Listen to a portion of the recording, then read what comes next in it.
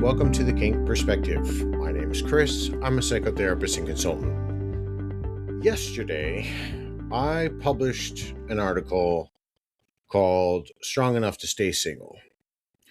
Today, this is going to be part 2 of this piece, right? This is kind of a series that came up, and I'm going to tell you why, right? So this is not an explanation of the writing, what I'm doing today, and I'm not responding to the comments that I received. Obviously, it did resonate with a lot of people, but this is a continuation. It's the part that needed to be spoken rather than written, is probably the best way to say it. Going into this week, I was actually planning on talking about something else. I was going to spend time on how people use roles and dynamics and labels in a lifestyle and relationships to avoid really harder internal conversations, or they're just choosing wrong so they're not alone, right? That topic isn't going anywhere. I'm going to come back to that, I don't know, next week or two.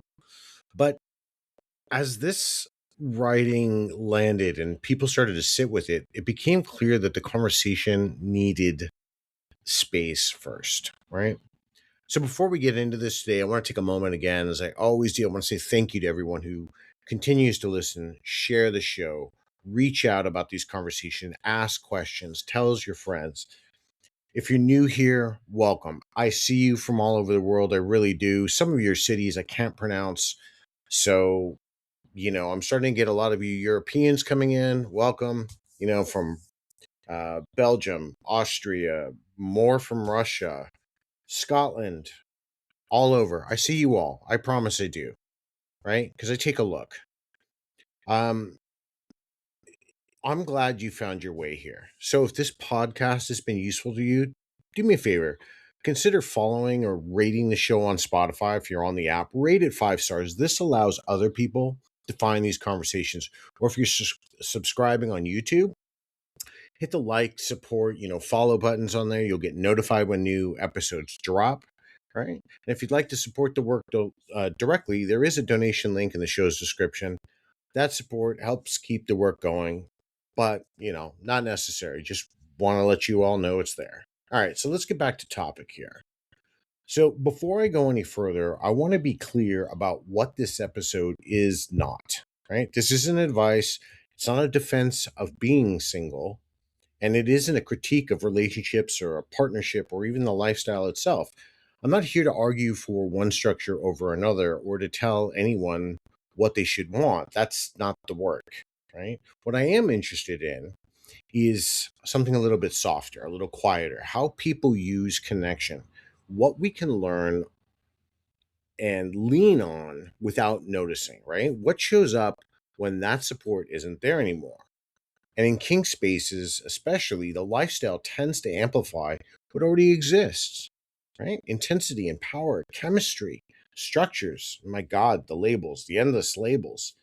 None of those create capacity. They reveal it and they turn the volume up. So sometimes what shows up as clarity, or other times something like desire pops in, and sometimes the pull to be chosen, right? To stay regulated through another person.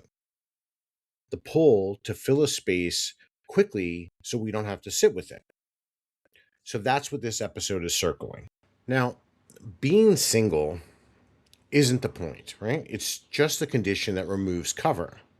What matters is what shows up when that buffer is gone. So let's slow that down, right? So the first thing we're going to discuss today is we're going to talk about the lifestyle as an amplifier. Now, one of the things that comes up again and again in the lifestyle is the idea that structure makes things safer. Our roles, labels, dynamics, our protocols, our agreements, right? And in some ways, that is true. Structure brings a lot of clarity. It can slow people down. It can give language to experiences that would otherwise stay vague. But structure also does something else. It increases exposure, right?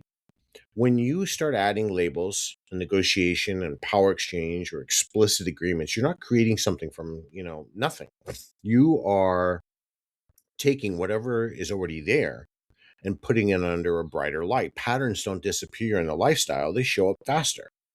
And intensity is a big part of this, right? Because I've talked about that in the past. Chemistry, erotic charge, our power dynamics, all of that can feel like connection early on. And sometimes it actually is. Sometimes it's mutual and it's real. But intensity can also mask a lot of things. It can bridge gaps temporarily. It can make misattunement harder to notice at first because the sensation is loud enough to carry in the moment. You feel seen because you feel activated. You feel close because the experience is vivid. Now that works for a while, and then, negotiation starts to matter, and listening and timing and curiosity, all these things do matter. And this is often where things begin to strain, not because anyone did something wrong, but because the lifestyle doesn't tolerate autopilot very well.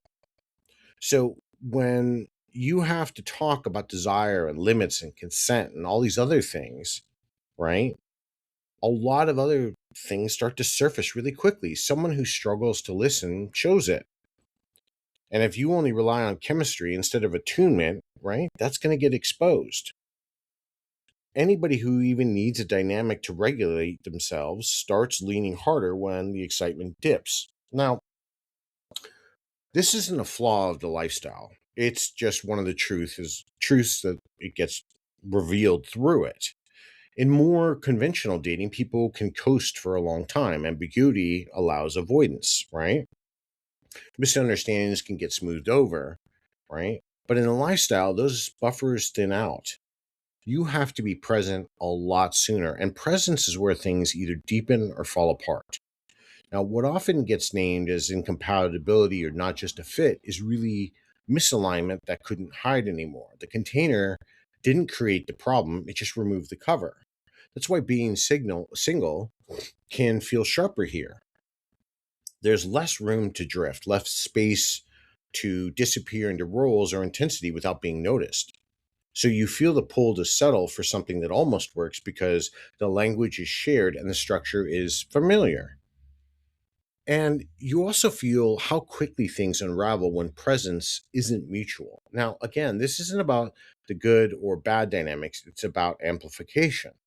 The lifestyle turns up the volume on how people relate, how they connect, and how they regulate themselves. So, what shows up next depends on what was already there.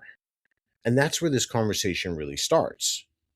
So, let's now kind of focus or switch our focus to the role of curiosity and listening.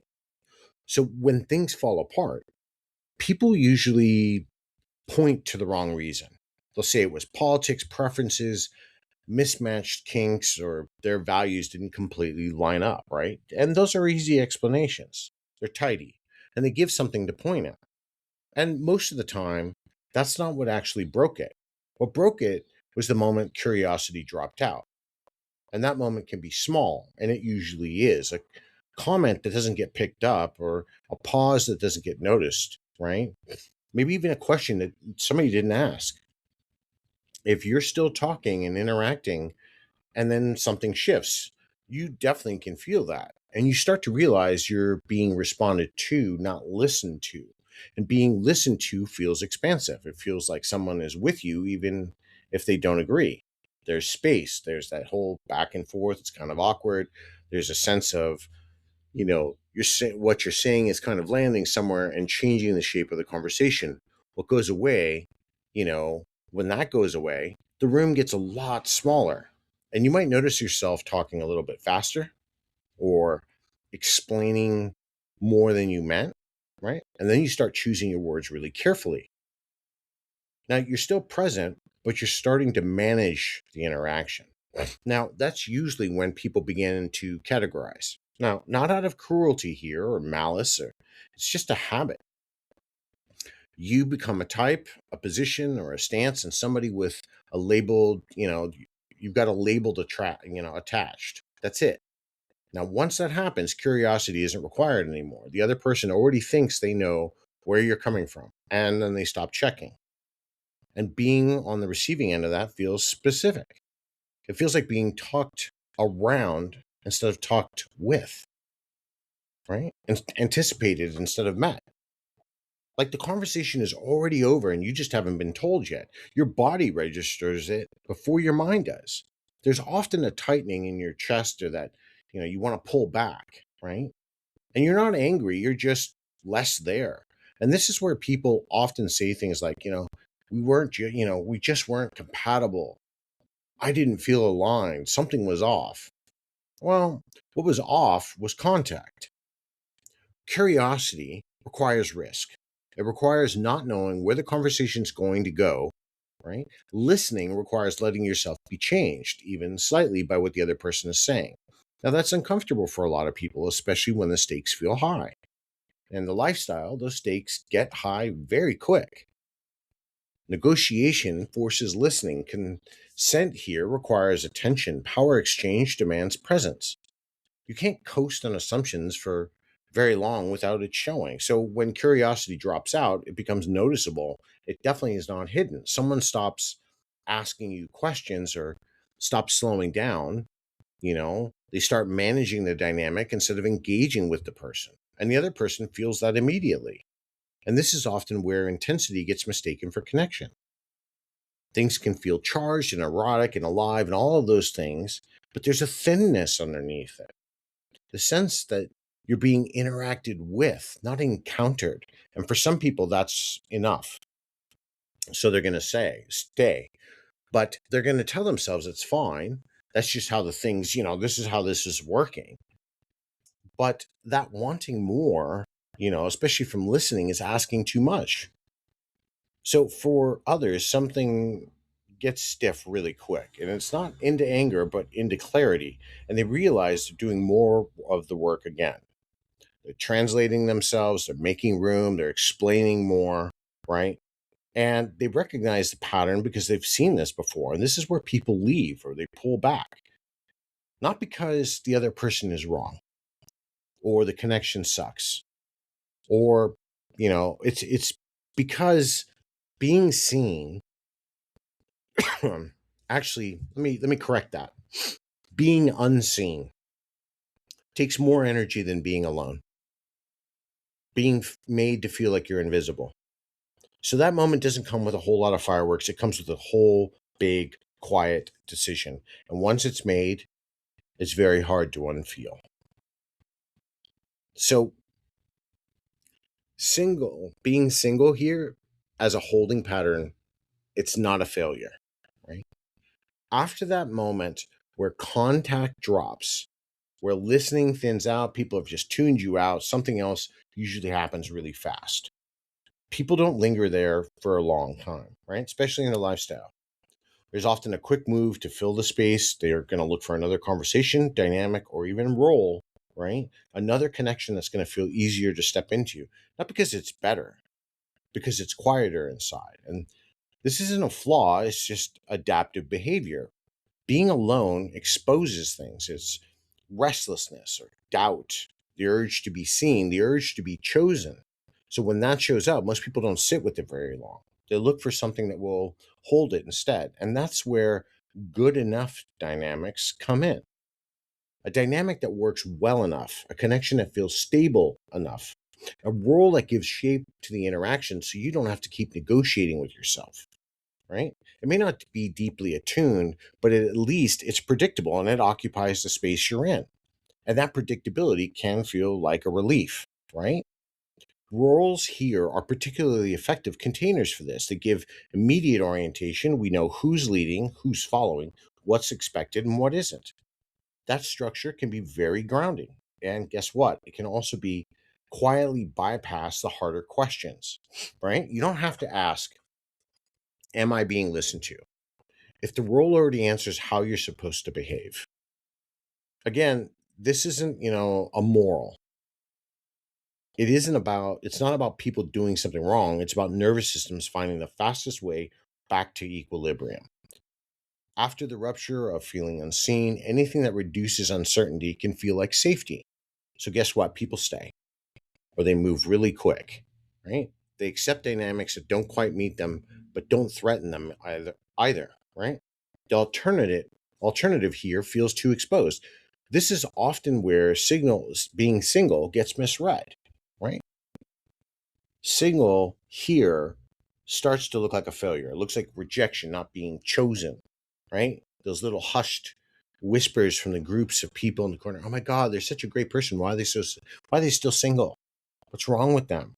They're such a great catch, right? especially, and this happens a lot in spaces where connection is so visible and abundant, where everyone seems to be partnered or collared, claimed, or I don't know, having sex all over the place, right? But what's actually happening for a lot of people, it's holding a pattern, not waiting for something better, not refusing intimacy, just not rushing to plug the gap with something that requires self erasure. And that's uncomfortable. It doesn't come with an external validation here. There's no role to hide in or dynamic to lean on. And there's definitely no structure to absorb all that anxiety. So the pull to fill it comes back again and again. And this is where people start bargaining with themselves. Maybe this dynamic will deepen later. Maybe I'm just expecting too much. Or this is just how relationships are. Those thoughts aren't lies, they're comparisons designed to lower the cost of staying. And sometimes they work for a while, but over time, good enough has a way of becoming constricting. The energy it takes to keep explaining yourself, pardon me, to manage your reactions or to shrink your expectations, that all adds up, people. At some point, the math stops mathing, it just doesn't work anymore. That's often when people find themselves single again. Not dramatically, there's no major declaration. I mean, some people do, and I don't really understand that one, but every to each their own. But just because something inside of them won't move the way it used to, right? From the outside, it can look like avoidance or fear or being picky. But from the inside, it just feels like restraint, like choosing not to numb the discomfort with proximity, like staying with the unease long enough to see what it's asking for. Singleness here, in this sense, isn't an identity. It's a pause. It's a space where the system isn't being propped up by another person or a defined role.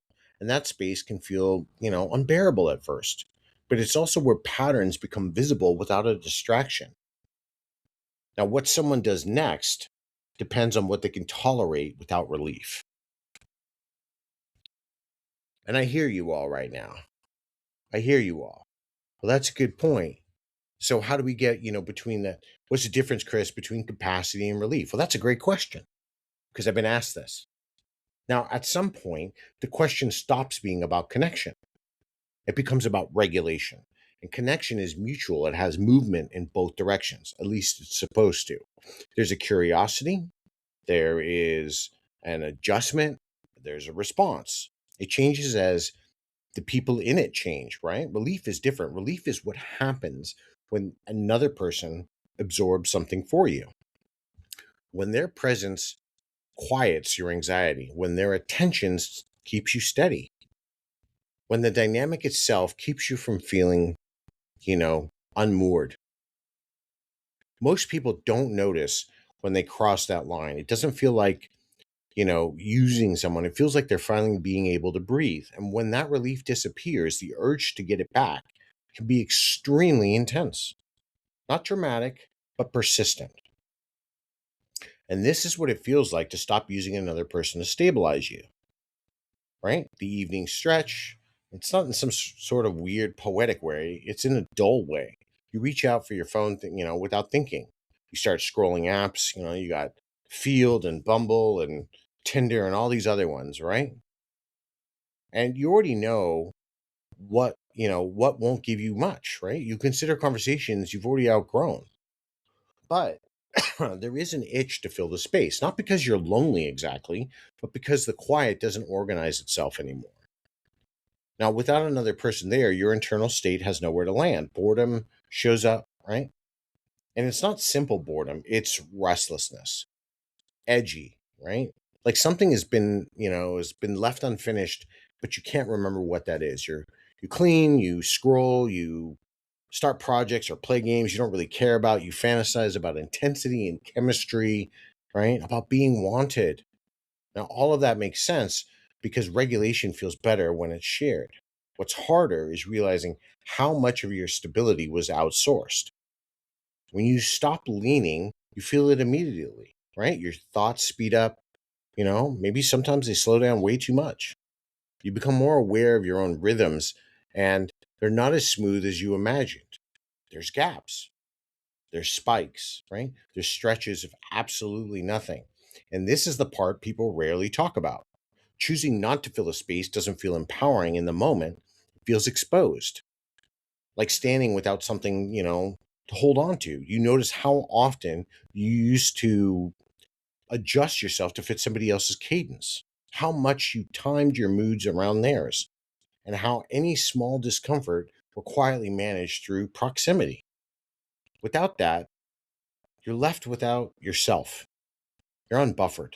And there's no immediate reward for that, right? No one's standing in the corner clapping for you. No one reassures you that it's worth it. There's just an ongoing decision not to reach for the relief for the first time the urge appears.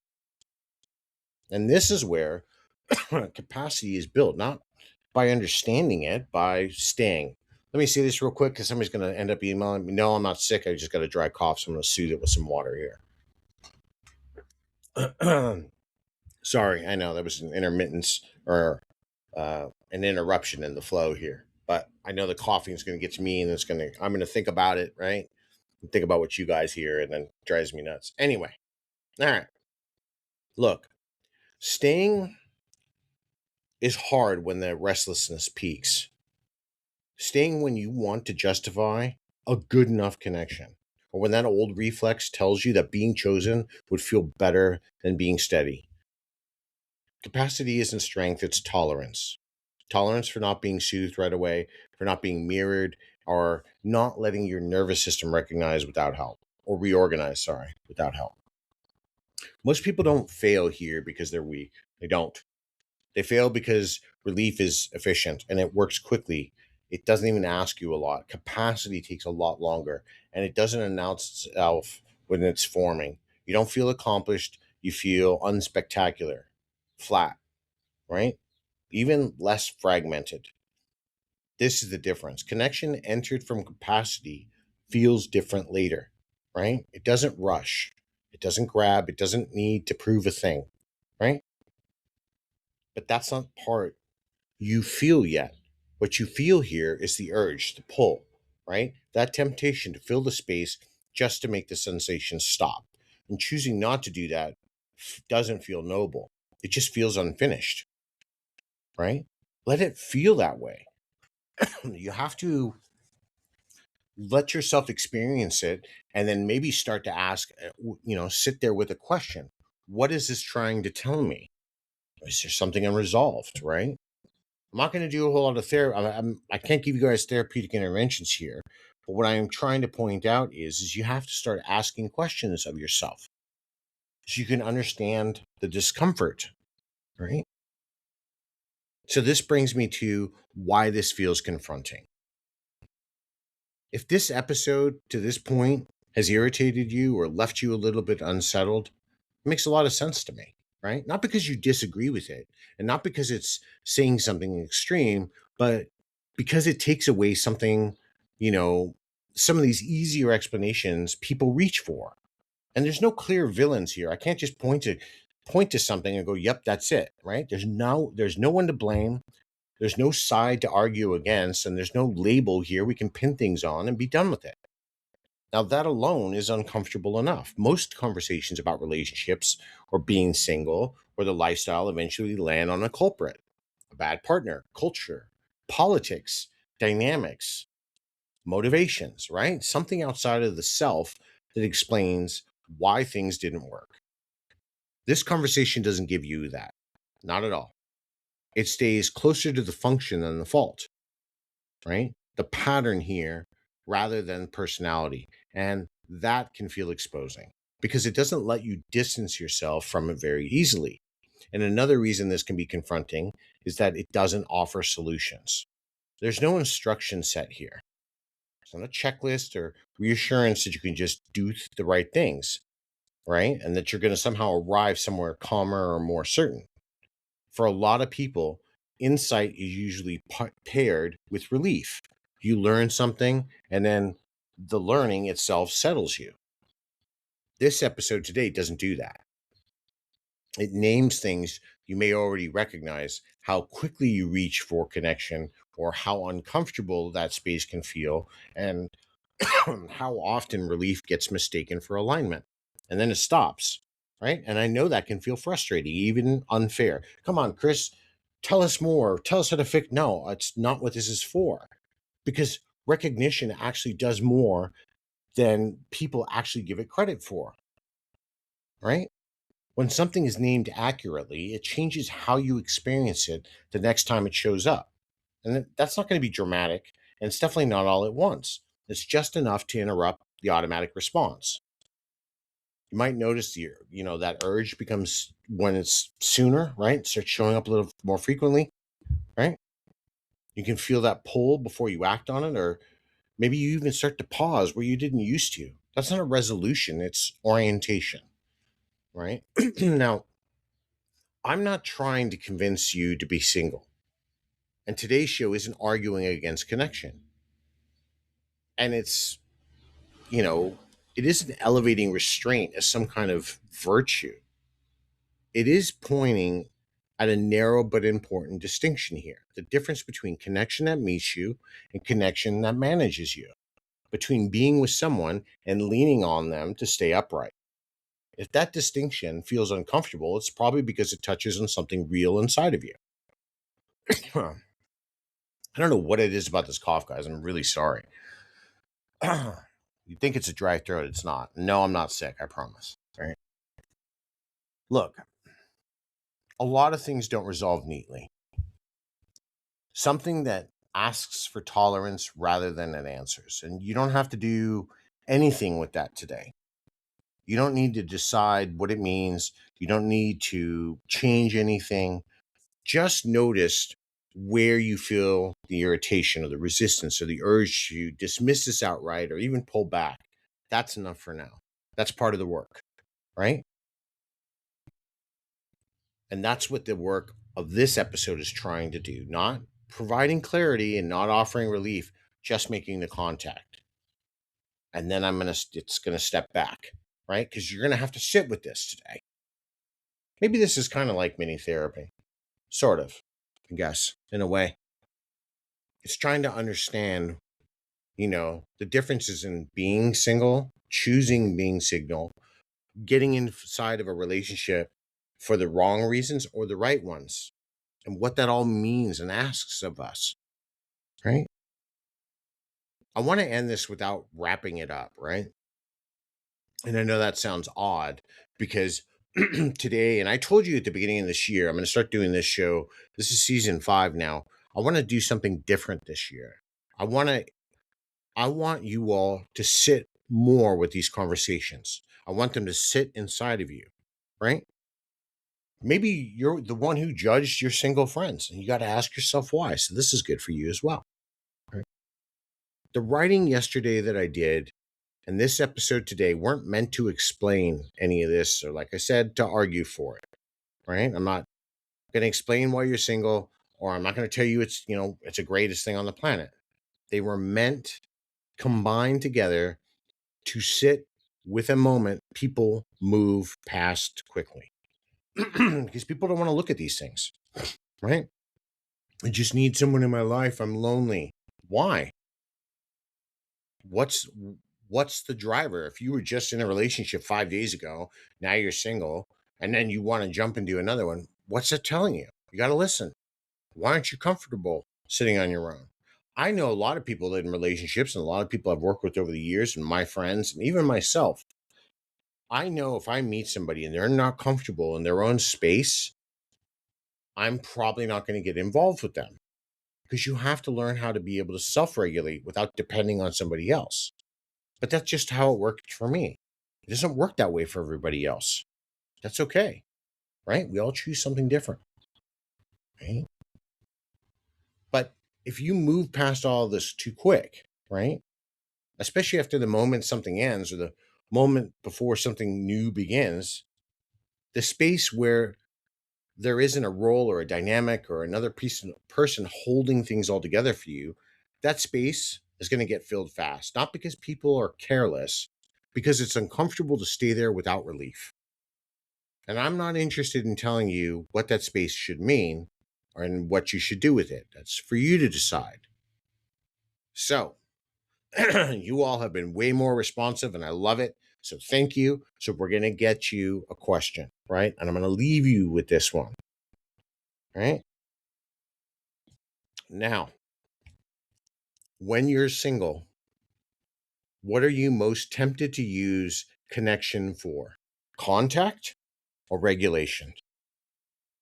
Right? I want you to sit with that. Now, when I wrote yesterday, I got this wonderful email because somebody knew the order. I had a poll I did I don't know, about a month ago, and I had a list of shows I wanted to do, and they kind of knew where I was supposed to be, and I want to answer this. So a few days ago, a person I know that I'm very close to showed me a memory they had from Facebook some more than a decade ago, and it talked about this, right? Talked about this, and it was talking about how being single isn't some sort of deficiency, right? It's not some label they need to wear, just part of their life, and it doesn't define them, right? And then literally the next day, I log in, and this guy, one real nice guy over in the UK, had tagged me in one of his writings, and so I was kind of reading his interaction about what happened and how all this stuff kind of didn't go too well on a date. I'm sorry to hear that. And because some labels got injected, and there were some differences in beliefs, it's the easiest way to say it. The curiosity stopped on someone's behalf. We just held on to something. So we're never going to know, right? That person's never going to know if they missed out on something. They probably have. I don't know. I mean, I never sat with this person directly, but I read this and it's pretty heartfelt, right? So these two things combined shifted my direction for the entire week, right? All right, a couple of other things before I wind down the day. First off, stop asking me personal questions. I'm not going to answer them. I'm going to be very clear about this. I'm not going to answer them for privacy reasons.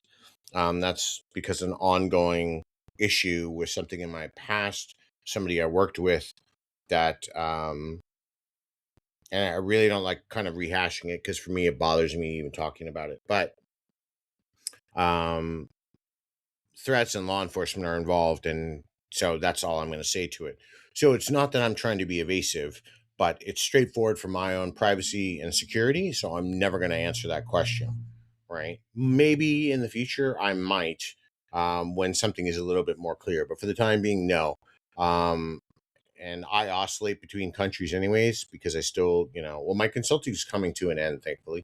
But I go between a few different countries, and yeah, so just that my location varies, right? Anyway, that's number one. I'm going to get to a couple of other things. Was there a You're Famous Now moment this past week? There were. Um, I I don't know if I want to really keep this going because I want to try to be, I don't know, a touch more positive maybe in my life. You know, I don't really know. I mean, I don't have a problem with a whole lot of people. Problems for whatever reason seem to find me, and a lot of the times it's miscommunications or somebody misreads something and then the attack begins. Um, I'm gonna say, well, I'm not gonna bring that up because I just don't care about it. I'm not gonna ignore it. If you don't like what I have to say, scroll by it. Right? Don't don't like hate on me because you're not gonna get a reaction. I'm not gonna engage. Again, I'm very happy to talk about articles or psychological premises. I'm definitely getting involved in conversations about trauma, right? But don't just start hating because you just didn't like something. Then move on, right? I'm gonna do that. No, you're famous now this week, right? I'm not gonna even worry about it. Positivity. We're gonna try to we're gonna heal the world. You all listening, and you're all over the world, plus 100 countries that listen to my show. I want you to all do an act of kindness. Be nice to somebody you don't know. Open a door, say hello, smile at a stranger. Wish them a happy day, right? Just do that. I do a lot. If you ask me to do more, I'm not going to happen. Just not. Something else on the horizon. New worksheet. I've got one that I've started. I'll probably put that out within about a month, right? Because it takes me time, right? There have been some questions for some new ones. So yeah, I've got a couple of ideas. I just don't know about the questions I want to ask before I give out the worksheet. But please just bear with me. I give you all worksheets for free, right? I don't charge anybody for them. So um, I'm fine if you use it, but you just got to be patient because I'm literally giving it away. So just give me some time and I'll get it done. You all are curious. I keep mentioning my book. No, I haven't landed on the title. I've got a working title. I don't even have a brainstorm to an outline yet. Right? It's coming. I promise. I'll figure it out. I don't know. That process is really slow for me. Right? Got a lot of other things going on. Because this one has been asked how to get a hold of me. I thought I could put it up on my social when I post the episode, and apparently I don't. It's just the show's name, The Kink Perspective, but that's all together, no dashes, no spaces. The Kink Perspective at gmail.com. If you want to send me an email or a question or an answer, send it to me there. That works. I'll get it, right? Or you can reach me through Fet or Substack or Instagram or X if you're on it, right? I don't really do a lot on X. I kind of just post my stuff and then I leave. I don't know. Got like 17 followers there and nobody really interacts with me. So I don't really do a whole lot there. Instagram, I'm a little bit more active, right? Enhanced Mind Official or underscore official. You can find me there too, right? So that's it. I know a couple of you have also asked me for some new ideas about like long distance relationships and stuff. I haven't forgotten. I just haven't gotten to it. And I've got a lot of shows I want to do this year. And it'll probably be one. Like the show that got sidelined for today's episode. This needed to be done. And I couldn't put it down. And for anybody who knows me a little bit more privately, who have had some really good conversations, and there's a few of you who are close friends and colleagues that I talk to, you know, when an idea gets stuck in my head, like I just can't let it go. So the other one, which is kind of similar to this episode, I'll get to either next week or the week after. I promise. I haven't forgotten. I just, this needed to be done. Okay. So let me know what you think about today. Talk about your experiences if you're single, how this resonates. This makes sense, right? If you like want to hate on me, I'm just gonna pre-warn you. I'm just gonna block you. I'm not interested anymore. It's too exhausting for me, right? I do this to help, not to be yelled at, right? But let me know what you think about today's show in the socials. I want to hear more. Oh, yes. My God, this was a big question I got this week, and I want to answer it. Yes. Have I been thinking about revisiting some older episodes? Yes, I have a lot from season one. Why? Because I sounded like a stiff professor in a broom closet talking to four people on my first day of class, right? I'm not a big fan of teaching, right? I don't like talking to a lot of people because it makes me nervous. I just, we all have a fear of public speaking, and I think people are scrutinizing like my shaved head, or they're looking for imperfections in my face or my glasses or whatever, and I don't want to be judged. So, yeah, the very beginning of this show, season one, was a little stiff. So, yes, I am rethinking a couple of episodes, or maybe not redoing them, but maybe revisiting them a little bit, and that way it'll allow some new, fresh ideas. If there were some episodes you'd like me to reconsider or have a new take or a new angle on, let me know. Throw me an email. All right. The question one more time, because I know I've been, a couple minutes, 5 minutes here, not talking about that. The question from today's show that I'm going to have you sit with again. It's right in front of me here. Right. When you're single, what are you most tempted to use connection for? Contact or regulation? That's it, people. Until next time, everybody, be safe and stay kinky.